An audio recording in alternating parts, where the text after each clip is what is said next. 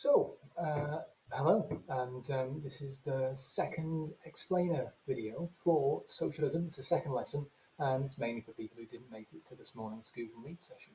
So we'll try and whiz through it, and I think yesterday I started saying, oh, this will take about 10 minutes, it took 20 odd minutes, something like that. So we'll try and keep the time because I'm still in college, and it's 3:45, so nice to get away if we can. Okay, so yesterday it was all about human nature as one of the core ideas. That's to say, one of the things that socialists tend to agree on. We reminded ourselves that human nature isn't fixed. Human nature depends upon the sort of society we live in.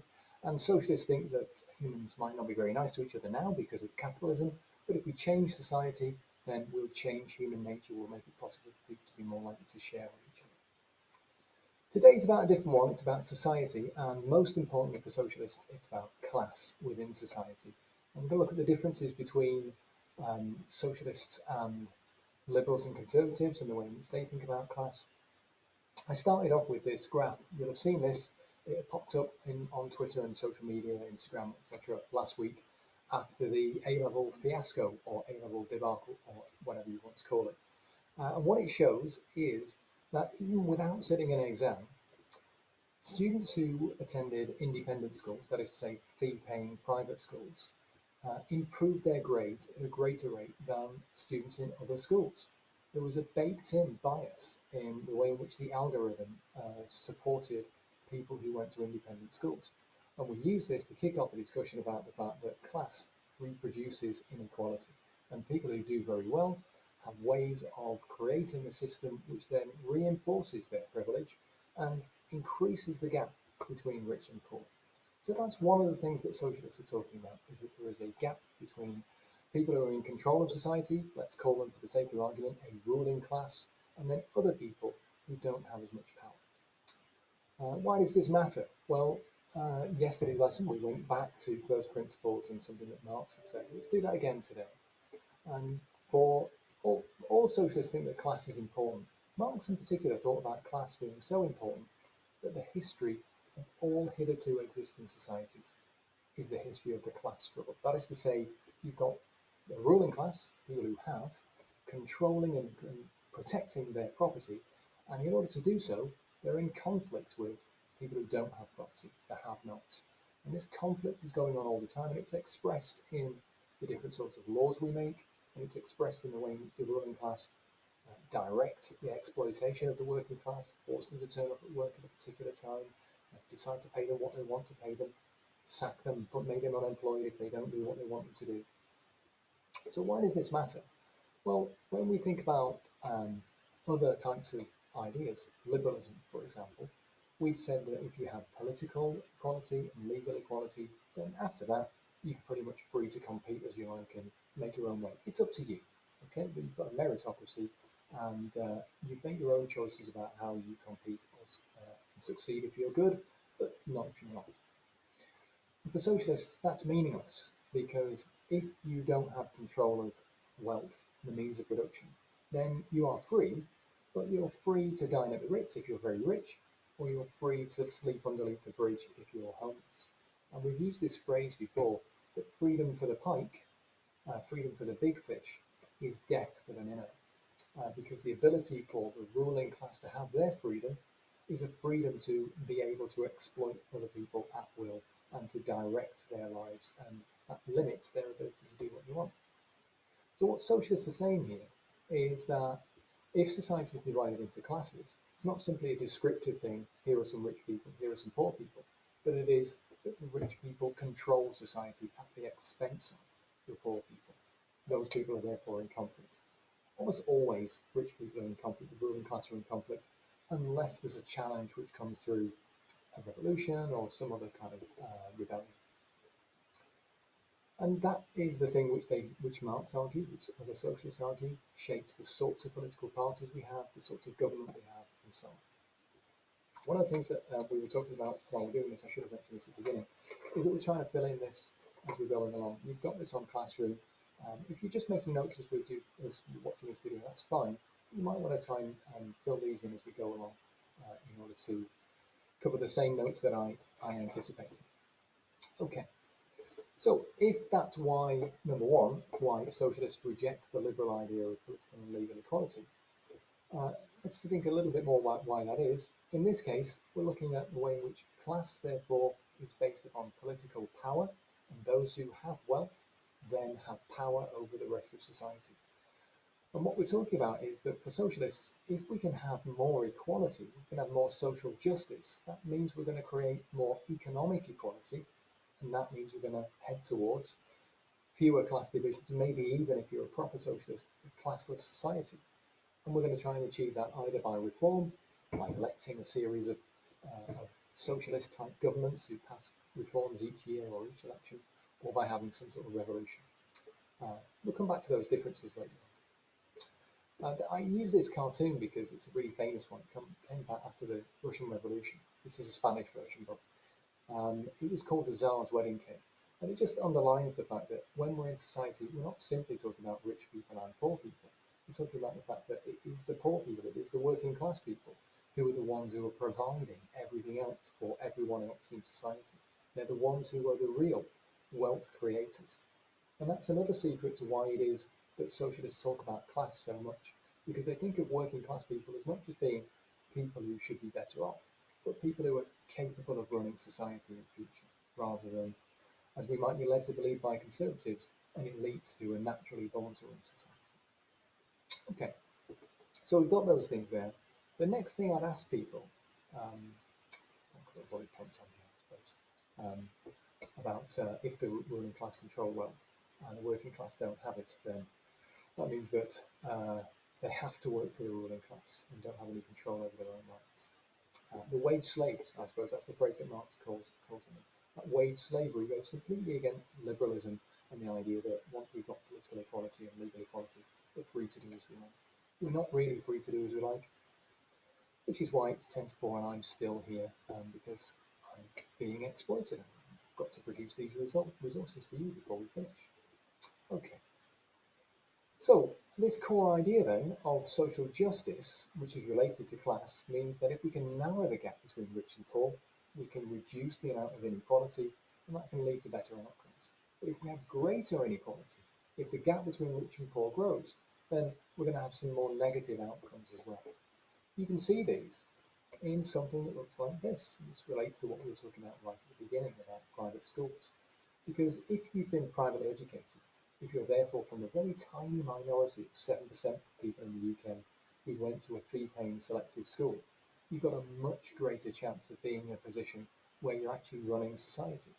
Like, for example, implementing the law as a senior judge might, deciding whether to send working class people to prison and for how long you should send them to prison, and making judgments which are informed by your own class background about why someone else has done something so wrong. Two-thirds of judges come from private schools.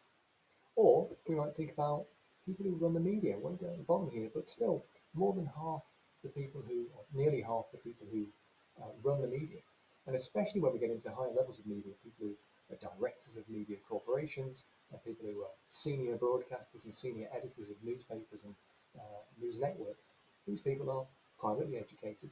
They come from social backgrounds in which other people are similarly privately educated. That means that reflects their own political views about why they got to where they are and why they should be able to carry on getting to where they are. And that's reflected in the way in which the media's output demonises working class people. You mentioned in the session this morning about programs like Benefits Cheap or Skint, which focus on people being people who are less well off, being their fault that they are less well off, blaming the poor, victim blaming, I suppose. Okay. So these are ways then in which the ruling class protect their position. And in this handout, I was asking people to look here as well about what are the other ways in which people can, these people can protect their position.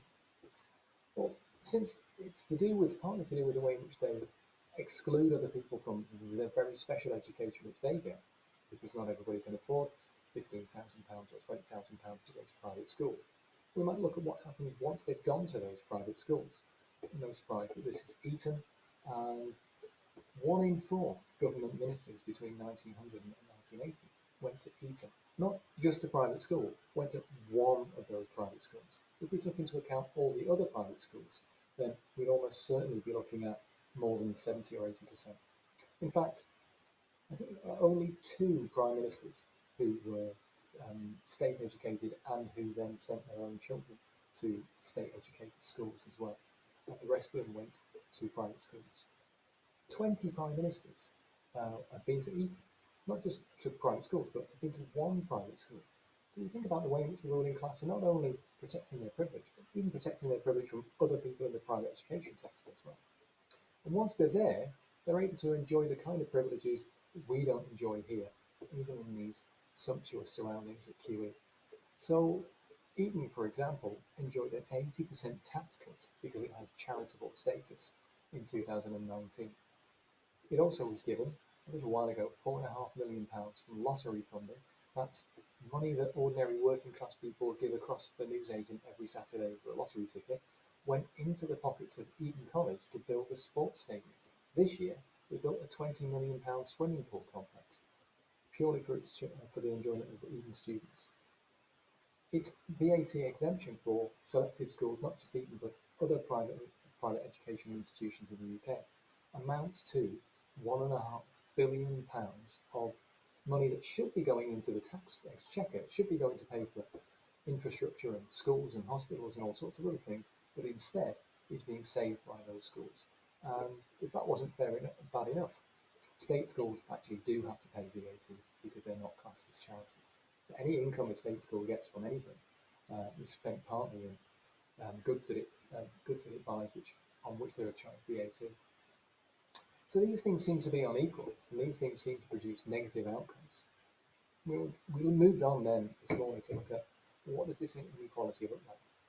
And one of the things we can see by looking at this thing, which is an infogram that comes from Oxfam, it comes up, is that it's not a static picture, this inequality, but in fact it's growing. And when we talk about it growing, what we mean is that if there is a conflict between the classes, the ruling class are winning, and they're winning all the time. So this describes, for example, 2017. You can see from the picture that in all the wealth that was produced in 1 year in 2017, 82% of new wealth went to the richest 1% of the population. Yesterday we looked at COVID statistics and looked at how easy it was for Jeff Bezos to earn so much money even within a few short months. But this is going on all the time. Contrast that with the poor, and the poorest globally, and we look at the amount of wealth which they accrued over the course of the year, the amount of that new wealth, virtually none of it. Indeed, some people would get poorer, even as recently as 2017. So the class war is going on all the time. It's not a fighting war necessarily, or a war with weapons and guns. It's a war to secure and acquire resources at other people's expense. I mentioned, this is worth looking at because it's just in the PowerPoint, and you can see what the effects of those things are. Once we have that kind of inequality within countries, then this is from a book called The Spirit Level, which was produced about 10 years ago now, but it's still relevant to us. Now, as societies become more unequal, they produce more negative outcomes.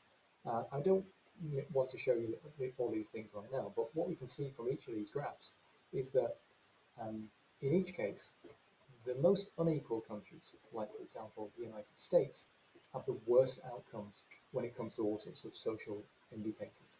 So the worst health and social problems, the worst crime, the worst teenage pregnancy, the worst murder rates, the worst amount of voting participation and citizenship participation happens in countries which are most unequal.